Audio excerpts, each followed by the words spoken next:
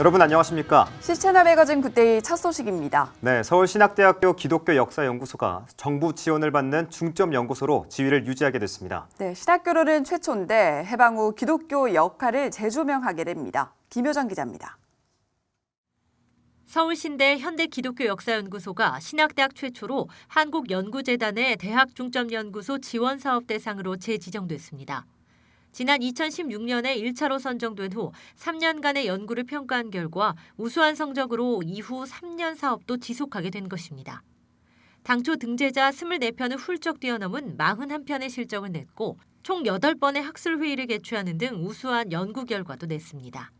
한국사와 한국정치사, 한국기독교 역사의 세 분야에서 우수한 인력이 연구에 참여한 것도 좋은 성적을 거두는 데 일조했다는 평가입니다.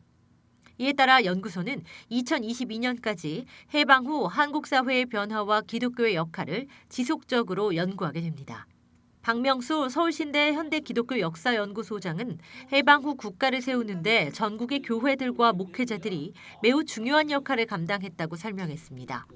친일과 거리가 멀고 서양 선교사들을 통해 국제정서와 외교에도 능했던 기독교인들은 국민들을 하나로 모으는 데 일조해 기독교 정신에 입각한 자유민주주의 국가를 세우는 데 중요한 역할을 감당한 것입니다. 오늘의 대한민국은 전통문화만 가지고 된 것이 아니지 않습니까? 서구의 근대문화를 받아들여가지고 전통문화와 근대문화가 만나가지고 세계로 나간 거 아니겠어요? 그러니까 불교와 유교가 대륙의 문화를 우리나라에 가져온 통로가 됐다면은 기독교는 서양 문화를 한국에 가져온 통로가 된 거예요. 이런 점에서 기독교에 대해서 연구한다고 하는 것은 한국 교회뿐만이 아니라 한국 사회를 위해서도 매우 중요한 것이고 21세기 한국을 이해하는 데도 매우 중요한 것이라고 생각합니다. 박명수 소장은 그동안 정부는 전통문화에 대한 지원에만 집중해왔다며 근대사에 대한 관심이 커질수록 그 과정에 지대한 역할을 한 기독교의 역사를 조명하는 일이 중요해질 것이라고 강조했습니다. 대한민국을 건국하는 데 가장 중요한 단체라고 말할 수 있는 독립독성 국민회의를 연구한 것입니다.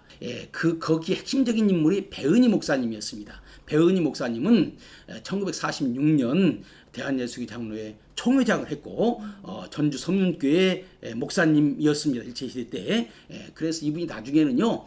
제일 첫 번에 대한민국 초대 정부가 만들어졌을 때 고시원장을 했는데 고시원장 강요입니다. 그 당시에는. 그러니까 장관급으로 대한민국 만드는 데 기여를 한 거죠. 다 거의 모든 지역의 지역 책임자가 독립적성 국민의 지역 책임자가 기독교 목사님들입니다.